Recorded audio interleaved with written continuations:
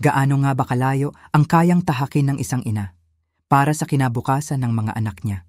Akala ni Vivian, ang pag-alis niya sa bansa ang pinakamabigat na desisyon niya sa buhay niya. Wala na siyang magulang at tanging tiyahin na lang niya ang maaasahan. Iniwan niya rito ang kanyang kambal na anak para makapagtrabaho. Maging tama kaya ang naging desisyon niya? O isa lang itong isang pagkukunwari na magiging maayos ang lahat para sa kanyang mga anak? Bago ko po umpisahan ang aking istorya, huwag kalimutang mag-like at mag-subscribe bilang suporta sa channel na to. Magpapakabait kayo ha. Huwag matigas ang ulo. Lagi niya susundin ang Lola ay sa inyo ha. Tawag ako pag may oras ako. Mabilisan mo pong umuwi ha. Niyakap ng mahigpit ni Vivian ang mga anak bago siya pumasok sa loob ng departure area. Simula nang umalis si Vivian papuntang Hong Kong para magtrabaho bilang kasambahay, nawalan na ng sigla ang kambal niyang anak. Isang buwan pa lang siyang wala pero para kay Chelsea at Cheska, taon na ang lumipas. Isang araw, alas 5 ng umaga, nakahiga pa si Chelsea at mahimbing pa ang pagkakatulog nang magulat siya sa malakas na hampas sa mesa.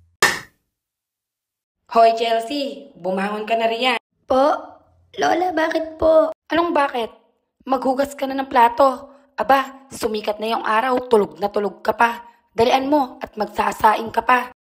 Dahan-dahang tumayo si Chelsea. Nanlalambot pa ang tuhod niya, kulang pa siya sa tulog. Kagabi lang ay pinagtulungan nila ni Cheska na ayusin ang mga sako sa bodega. Hindi pa man siya nakakapag-ayos ng higaan, sumunod na siya sa utos ng Lola Aiza niya.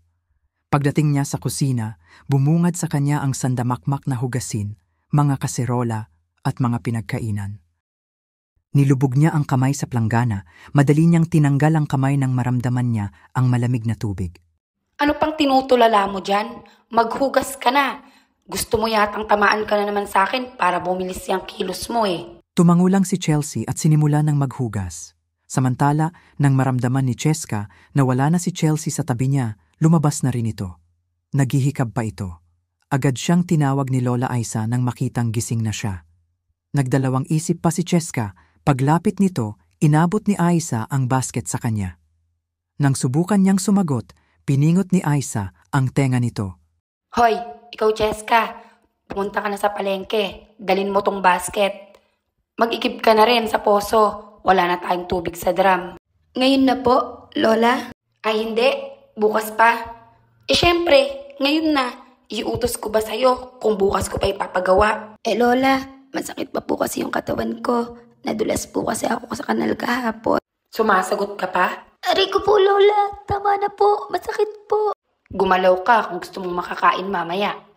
Puro kayo arte. Nakikitira kayo dito sa bahay ko kaya sumunod kayo. Namumula na ang tenga ni Cheska ng bitawan ni Aiza. Dali-dali naman itong lumabas patungong palengke. Basa at maputik ang daan papuntang palengke. Ang mga bato sa daan lumulubog sa talampakan niyang may pudpod na tsinelas. Sandali siyang tumingin pabalik sa bahay ng Lola Aiza niya. Gusto niya sanang bumalik roon, pero alam niyang mas mapapagalitan lang siya. Ang sama talaga ng ugali ng matandang yun. Mabait lang siya sa amin kapag nagpapadala si Mama ng pera. Lumipas ang mga araw, pero imbes na masanay sila, parang mas lalong bumigat ang trabahong nakalaan sa kambal. Araw-araw, paulit-ulit silang nagtatrabaho, sinisigawan at sinasaktan. Hindi na ito bahay para sa kanila. Isa na itong kulungan na gusto nilang matakasan. Tanghali na noon, tapos nang mag-igib ng tubig si Cheska.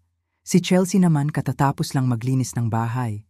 Kasalukuyan na siyang naghahain ng pagkain sa mesa. Habang kumakain sila, sinigawan na naman sila ni Aiza. Aba, magdahan-dahan nga kayo. Para kayong mga asong hindi nakakakain. Pasensya na po, Lola. Gutom na gutom po kasi kami. Gutom? Ang bababoy niyo kumain. Pero pag inuutusan kayo, ang kukupad niyo, lalo ka na. Bigla niyang sinampal ng malakas si Chelsea. Nanginginig ito, nangingilid na ang luha. Halos ayaw nang dumampot ng pagkain. Hindi niya alam kung anong dapat niyang gawin. Tumayo naman agad si Cheska para ipagtanggol ang kakambal, ngunit sa kanya na ibaling ang galit ng matanda. Lola, huwag niyo naman pong saktan si Chelsea. Huwag kang makialam, Cheska. Isa ka pa. Kanina pa madumi ang sahig dahil sa'yo. Hindi ka ba marunong magtsinelas? Napigtas po kasi yung tsinelas ko nung nagpunta ako sa palengke. Nagpapalusot ka na naman. Chelsea, buhatin mo yung plato mo at dun ka sa sulok kumain. At ikaw, Cheska, tumuwad ka dyan sa upuan. Pinalo niya si Cheska ng ilang beses. Matapos yon, umupo si Aiza sa lapag at ipinagpatuloy ang pagkain. Itinulak nito kay Cheska ang plato niya. Kinuha naman niya iyon, umupo sa harap ni Chelsea at tahimik na kumain. Kinabukasan, habang naghuhugas si Chelsea, hindi sinasadyang dumulas ang baso sa kamay niya. Nalaglag ito at nabasag, kasunod noon ang galit na sigaw ni Aiza. Ano yan? Nakabasag ka na naman? Lola, pasensya na po. Hindi ko po sinasadya. Nadulas po kasi sa kamay ko eh. Lohod, dapat kang matuto kung paano maghugas ng maayos. Pasensya na po. Ilang minuto rin na nakaluhod si Chelsea noon. Halos nanginginig na ang binti niya ng tumayo, nagdudugo na rin ang tuhod niya. Namamaos na ang boses niya sa pag-iyak at paulit-ulit na paghingi ng tawad. Linggo ng gabi, paboritong araw ni Vivian dahil makakatawag siya sa kambal, doon napapawi ang pagod niya at napapanatag siya kahit papano. Pagtapos ng trabaho, dumidiretso siya sa kwarto para makausap ang kambal. Sapat na para sa kanya na marinig ang boses nila at makita ang mga ito para panandali ang gumaan ang loob niya. Nakangiti si Vivian habang hawak ang cellphone, ka-video call niya noon ang kambal. O mga anak, kamusta na kayo dyan? Kumakain ba kayo ng maayos? Nakaupo sila Chelsea at Cheska sa saela. Nakatapat sa kanila ang cellphone habang si Aiza naman ay nasa tapat nila. Tahimik na nakaupo pero matalim ang tingin para bang binabalaan na ang dalawa na huwag silang magkakamali sa mga sasabihin nila. Okay lang naman po kami, Mama. Ate, ikaw na. Inaalagaan po kaming maayos ni Lola Aiza, Mama. Wala ka pong dapat ipag-alala sa amin, Mama. Oh, parang pumayat yata kayo. Nagsasabi ba kayo pag may kailangan kayo? Ipinapabili niyo ba yung mga gusto niyong ulam? Opo, Mama. May problema ba mga anak? Chelsea, Cheska, sabihin niyo lang ha. Huwag kayong matakot. Wala po, Mama. Mabuti naman kung ganon. Magpapakabait kayo dyan ha. Huwag yung papasakitin ang ulo ng lola ninyo. Magpapadala ko bukas. Dadagdagan ko yun pambili ng mga damit nyo. Salamat po, Mama. Mama, miss na miss ka na po namin. Hindi makatingin ng diretso sa kamera ang kambal. Nakikita kasi nila kung paano mahigpit na hawak ni Aiza ang sinturon. Nagpipigil ng luha si Chelsea, gusto na niyang sabihin ang totoo kay Vivian. Gusto niyang isumbong ang ginagawa sa kanila ng Lola Aiza nila. Pero alam na niya ang mangyayari pagkatapos. Wala rin namang magagawa si Vivian dahil malayo ito sa kanila. Pagkatapos ng tawag, agad na kinuha ni Aiza ang cellphone. Magaling. Dapat ganyan. Marunong kayong sumunod. Wag na wag niyong susubukang magsumbong, kundi malalagot talaga kayo sa akin. Tumalikod si Aiza at iniwan ang kambal sa sala. Wala silang magawa dahil mas masasaktan lang sila. Hinawakan ni Cheska ang kamay ng kakambal, tila sinasabi na magiging ayos din ang lahat, na dapat lang silang magtiis sa ngayon. Ate, bakit ba ganun si Lola Aiza sa atin? Binibigyan naman siya ni Mama ng pera, hindi ba? Pero hindi naman niya tayo binibilhan ng mga damit. Binibilhan niya lang yung apo niya. Shh! Huwag kang maingay. Baka marinig ka pa nun. Saktan ka na naman. Mabait lang naman yan kapag may ibang tao. Tsaka kapag kausap si Mama. Isang umaga sa Hong Kong, tinawag si Vivian ng amo niya habang abala siya sa paglilinis. Nagtataka siyang lumapit, hindi naman siya nito karaniwang kinakausap kung hindi tungkol sa trabaho. Inabot sa kanya nito ang isang sobre, pagbukas niya, andun ang isang round-trip ticket pauwi ng Pilipinas. Kunot noong tumingin si Vivian sa amo niya. You've been working so hard, Vivian. You deserve a break. Po? For me, madam? Yeah, happy birthday. Go see and bond with your kids. Kasunod noon, inabot ng amo niya ang isang envelope na may pera. Hindi na makapagsalita si Vivian, natulala lang siya habang pinipilit pigilan ng luha. Naiiyak siya sa pagkakataong ibinigay sa kanya para makasama ang mga anak. Wala siyang sinabihan na darating siya dahil gusto niyang surpresahin ang mga anak niya. Hapon na nang makarating siya sa baryo, agad siyang bumaba sa may kanto. Pinili niyang maglakad papunta sa bahay ni Aiza, puno ng excitement ang nararamdaman niya.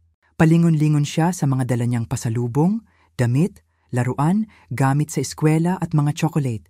Pero pagtapat niya sa bahay ni Aiza, bumungad sa kanya ang eksenang hindi niya inaasahan. Nasa labas ng bahay si Chelsea, nakayuko sa isang planggana, nagkukusot ng mga labada. Pawis na pawis at namumula na ang kamay. Chelsea, aba, bilis-bilisan mo naman dyan. Magluluto ka pa pagkatapos mo. Teka, ano yan? Ikaw talaga. Bakit pinagsama mo ang puti sa dekolor? Hindi ka talaga nag-iisip. Aray ko, Lola. Tumigil si Vivian nang makita kung paano duruin at kurutin ni Aiza ang anak niya. Paglingon niya para sana tumawid na, may napansin siyang paparating sa kabilang daan. Si Cheska, may pasan-pasang sako ng bigas. Halatang galing ito sa palengke base sa itsura niya. Paglapit niya sa may gilid ng bahay, tumapat ito sa may lumang lusong at sinimulang isalin ang bigas. Hindi na mapigilan ni Vivian ang maiyak sa galit at sa nakikita niya. Pinagmasdan niya muna ang bahay ni Aiza, lumapit na siya sa bakuran at tinawag ang dalawa. Napatigil ang kambal sa ginagawa nila, parang hindi sila makapaniwala. Patakbo silang lumapit at sabay siyang niyakap. Napahagulgol naman si Vivian habang mahigpit na yakap ang dalawa. Chelsea, Cheska, mga anak. Totoo ba to? Ikaw ba talaga yan, Mama? Oo anak, ako to. Pinagmasdan niya ang kambal, may mga gasgas ito sa braso at tuhod. Si Cheska naman, may alambre pa sa tsinelas at halos mas payat pa ang mga katawan nito kumpara nung umalis siya. Bumalik ang tingin niya sa bahay ni Aiza. Hindi na nagpaligoy-ligoy pa si Vivian. Matapos halikan ng kambal, dumiretso siya papasok sa bahay ni Aiza. Mas nagalit pa siya nang makita ang loob ng bahay nito. Na-renovate na ito, naka-tiles na rin, at may bagong sofa, bagong TV, may ref, at may aircon pa. Sa tabi ng sofa, may coffee table na halatang kabibili lang din. Aiza, lumabas ka dyan. O, teka sandali. Sino? Ay, Vivian. Pamangkin ko. Ikaw pala. Huwag mo akong matawag-tawag na pamangkin. Bakit naglalabas si Chelsea? At si Cheska, bakit kailangan siya magbuhat ng bigas? Hindi ko inaasahan na ganito ang dadatnan kong nangyayari sa mga anak ko. Napakasama mo naman. Ano bang pinagsasabi mo? Inaalagaan ko naman sila. Tinuturuan ko lang sila ng mga gawain. Tinuturuan? Nagpapadala ako ng pera halos kada linggo para mabuhay sila ng maayos. Tignan mo nga, halos hindi ko na sila makilala. Ang papayat na nila, yan ba ang inaalagaan? Hoy, Vivian, tumigil ka sa pagbibintang mo. Mahiya ka naman. Pinaalaga mo sila sa akin, tapos yan ang isusumbat mo? Ginawa mong katulong ang mga anak ko. Pinabayaan mo sila. Nakita ko kung paano masaktan si Chelsea. Samantalang ako, halos mabali na ang katawan ko sa ibang bansa para lang mapagaan ang buhay nila. At ako pang dapat mahiya. Sobra-sobra ang pinapadala ko sa inyo. Halos kada linggo. Nang hihingi kayo sa akin, sinira niyo ang tiwala ko. Kukunin ko na ang mga anak ko. Eh di kunin mo. Mas mainam pa nga. Mas magaan pa ang buhay ko kung wala yung mga batugan mong mga anak. Wala kang puso. Napakaabusado niyo. Hindi kayo marunong mahiya. Mama, tama na po. Umalis na po tayo. Umalis na si Vivian, akay-akay ang dalawa niyang anak. Nagbiyahe sila at tumuloy sa bahay ni Marisa, ang matalik na kaibigan ni Vivian. Doon muna sila nagpalipas ng ilang araw habang wala pa silang matirhan at wala pa ring direksyon kung sila magsisimula uli. Pero kahit gaano kasimple ang bahay na yon, maayos na yon para kila Chelsea at Cheska. Pakiramdam nila nakaalis na sila sa impyernong gawa ni Aiza. Pasok kayo. Dumito na muna kayo hanggat gusto nyo. Salamat Marisa ha. Hindi ko alam kung anong gagawin ko kung wala ka. Kaibigan mo ko. Tsaka, isipin mo na lang, ito na yung bayad ko sa pagtulong mo sa akin nun. Alam nyo ba mga bata, araw-araw akong hinahatian ng mama nyo ng baon niya noon. Kasi nga, wala akong baon na pera. Ano ka ba naman? Matagal na yon. Tsaka, hindi naman kita sinisingil. Nasabi na rin ni Vivian sa kaibigan kung bakit biglaan silang nagpunta ron. Niwalang damit ang kambal maliban na lang sa mga pinamili niya. Hinugasan ni Vivian ang mga ito at binihisan. Nabanggit naman ni Marisa na handa niyang alagaan ang kambal hanggang matapos ni Vivian ang kontrata niya. Sa unang gabi nila roon, tahimik lang si Chelsea, nakaupo lang ito sa isang sulok at titingin-tingin lang sa ina. Chelsea, anak, ayos ka lang ba? Lumapit si Vivian at lumuhod sa harap nito. Tumangulang naman si Chelsea pero hindi pa rin siya tinitignan. Nakatitig lang ito sa sahig ng ilang saglit nang magsalita na ito. Halos madurog ang puso ni Vivian. Anak, kausapin mo si Mama. Huwag kang matakot. Wala nang mananakit sa inyo ni Cheska. Malayo na ito sa bahay ng Lola Aiza nyo. Bakit mo kami iniwan, Mama? Akala ko, hindi mo na kami gusto. Akala ko, kasalanan namin kung bakit kami pinaparusahan. Kung bakit mo kami iniwan, kasi hirap na hirap ka nang buhayin kami. Nap, hindi. Mali ang iniisip mo. Hindi ko kayo iniwan dahil ayoko na sa inyo. Umalis ako dahil gusto ko kayong bigyan ng magandang kinabukasan. Gusto ko kayong makakain na masasarap, makapag-aral, magkaroon ng maayos na buhay. Hindi ko alam na gagawin sa inyo yun ng Lola Aiza nyo. Laging sinasabi ni ate sa akin yan, Ma, kapag pinapalo kami ni Lola. Kaya hindi na ako nagrereklamo kapag pinagluluto ako, pinaglilinis, pinaglalaba. At minsan, hindi kami pinapatulog hanggat hindi pa tapos ang gawaing bahay. Tapos, nung nakabasag ako ng baso noon, pinaluhod pa ako sa munggo hanggang dumugo yung tuhod ko.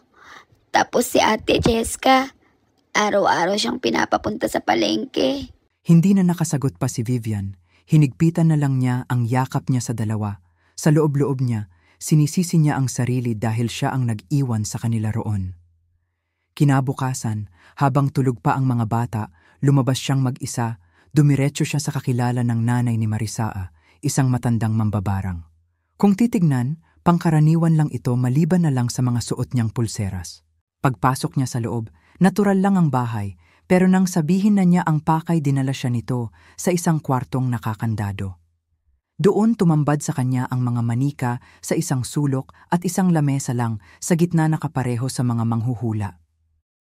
Pinaupo siya roon tsaka nagsindi ang matanda ng insenso bago umupo sa harap niya. Anong ginawa sa'yo ng taong ito at kailangan ko siyang bigyan ng sumpa? Sinabi ni Vivian ang lahat ng nakita niya, lahat ng isinumbong ng kambal sa kanya. Ikwinento niya kung paano naghirap ang mga anak niya ng kalahating taon. Sinabi niya rin dito kung paano siya niloko ng tiyahin niya na lahat ng perang pinapadala niya ay sinasarili lang nito. Sabihin mo sa akin ang pangalan niya. Aiza Nuesca, yun po ang pangalan niya. Tumango ang mambabarang sabay kuha ng lumang papel. Isinulat ang pangalan ni Aiza tsaka ito sinindihan. Matapos yon, kinuha nito ang abo at ipinatong sa dibdib ng isang manika tsaka siya nagsimulang bumigkas ng orasyon. Pagkatapos ng ilang minuto, tumingin ito kay Vivian at nagsalita. Kalimutan mo na ang sakit na idinulot niya dahil naibigay ko na ang sumpang karapat-dapat sa kanya. 3 araw ang lumipas, simula nang lumapit si Vivian sa mambabarang, umakto siya na parang walang ginawa. Wala siyang pinagsabihan. Sinulit niya lang ang mga araw na magkakasama silang 3. Samantala, sa bahay ni Aiza, naglalaba ito ng makaramdam ng pagkahilo. Akala niya ay pagod lang yon, pero sinundan iyon ng matinding sakit ng ulo. Halos hindi na siya makapagtrabaho sa bahay nung araw na yon. Kinabukasan, habang nasa kusina siya at naghahanda ng pagkain, bigla na lang siyang nanlambot, napaluhod at bumagsak sa sahig. Ano ba ito? Ang bigat ng katawan ko. Nakakapit si Aiza sa mesa at pinipilit na tumayo. Dahan-dahan siyang nagtungo sa sofa at ipinahinga ang sarili. Hindi niya namalayan na nakatulog na pala siya roon. Pagising niya, namamaga na ang mga paa niya. May mga pasa, para bang binugbog siya habang natuutlog. Sa pagpipilit niyang kumilos, ilang beses siyang natutumba. hanggang sa masugatan ang binti niya. Pero imbes na dugo ang lumabas ron ang dilaw na likidong may kasamang mga insekto gaya ng langgam at anay. Teka, sandali. Bakit nagkaroon ng insekto ang binti ko? Ano bang nangyayari sa akin? Kinabukasan, mas lumala pa ang kondisyon ni Aiza. Hindi na siya makatayo ng diretsyo, ang paa niya ay mas namaga at ang sugat sa binti niya ay may lumalabas ng uod. Nang sinubukan niyang uminom ng tubig, bigla siyang inubo ng inubo, parang may nakaharang sa lalamunan niya, kahit mainit na kape ay hindi niya malunok. Ano ba naman ito? Kailangan ko na yatang magpatingin sa albularyo. Nakasalampak siya sa sahig, gumapang palabas at nagtawag ng kapitbahay na dumadaan. Kinahapunan, dumating ang albularyong nirekomenda ng kapitbahay niya. Nagbayad siya agad ng malaki, desperadong gumaling. Nakasuot ng bagong damit ang lalaki, may bitbit na bote ng langis at kung ano-anong mga halaman. Tulungan mo ko, pagalingin mo ko, dalian mo, ayoko na ng ganito. Oo, sandali lang. Eto na. Aray ko, ano ba yung pinapahid mo? Bakit ang hapde? Aray, masakit. Pero makalipas ang 3 araw, wala namang naging epekto ang ginawa ng albularyo, inuuod pa rin ang sugat ni Aiza, nilalagnat na siya, dinadapuan pa ng mga langaw. At ang albularyo, wala na, hindi na ito nakita pa, tinangay na nito ang pera ni Aiza. Wala nang tumutulong sa kanya, ang anak niya na laging bumibisita sa kanya dati, ni hindi na siya pinupuntahan ngayon. Hindi na rin pinapalapit ang apo niya. Ano bang nangyayari sa'yo, Nay? Ang baho mo na. Tsaka, ano yan? Uod? Nabubulok ka na ng buhay? Marami akong trabaho. Hindi kita maaalagaan. Pauline, umalis ka dyan. Huwag kang lalapit sa lola mo. Baka mahawa ka pa sa kanya. Anak, anak, pakiusap. Tulungan mo ako. Masakit ang sinabi ng anak niya sa kanya. Halos pandirihan na siya nito. Hindi na siya makatulog ng ilang gabi. Tuwing papikit siya pakiramdam niya, may gumagapang na insekto sa mga katawan niya kasabay ng pagkirot ng sugat niya. Nang gabi ring iyon, naubo siya ng malala, umubo siya ng dugo hanggang sa mamaos ang boses niya. Mas lalo siyang hindi nakatulog nang hindi tumigil ang ubo niya. Ilang linggo nang hindi nakakalakad si Aiza, may amoy na ang sugat niya. Tuwing gabi, mas tumitindi ang pag-ubo niya, nangingitim na rin ang paa niya, tanging pag-iyak na lang ang nagawa niya. Pakiramdam niya wala na siyang pag-asa. Tulungan niyo ako. Paawa na kayo sa akin. Sa mga araw na lumilipas, pinipilit pa rin ni Aiza na gumawa ng mga gawain. Hindi na niya kayang magluto dahil hindi na siya makatayo ng matagal, kaya naman madalas toyo at maantika na lang ng inuulam niya. Tuwing naglalaba naman siya, nakasandal siya sa pader dahil minsan pakiramdam niya ay bumibigat ang ulo niya. Nasasaktan din siya sa tuwing natatalansikan ng sabon ang sugat niya sa paa. Isang umaga, nakita niyang paubos na ang bigas niya, kaya naman pinilit niyang lumabas para maibenta ang ilan sa ari-arian niya gaya ng ref, coffee table at sofa. Ang hirap palang mabuhay ng mag-isa. Wala man lang akong katulong. Walang nag-aalaga sa akin. Ito na siguro ang karma ng pagmamalupit ko sa mga anak ni Vivian. Nagsisisi ako. Hindi ko sila itinuring ng maayos. Makalipas ang 1 taon sa bahay ni Marisa, nakangiti si Vivian habang minamasdan ang mga anak niyang natutulog sa isang kwarto. Naiiyak siyang makita ang pinagbago ng katawan ng mga ito. Nagsitaba na, may umbok na ang mga pisngi at malilinis na ang itsura nila. Sa susunod na linggo, lilipat na sila sa isang maliit na bahay na pinagawa niya. Katabi lang ng bahay nila Marisa. Sa kanila siya nakabili ng lupa. Magsisimula na rin siyang maglako ng lutong ulam habang nag-aaral ang mga anak. Sa unang gabi nila, sa unang tirahan, sabay-sabay silang kumain sa sahig dahil wala pa silang masyadong gamit. Ang sarap po ng luto nyo, Mama. Oo nga po, Mama. Parang luto sa restaurant. Talaga ba? Binubola niyo lang yata ako eh. Pasensya na kayo ha. Ito pa lang ang kaya kong ibigay.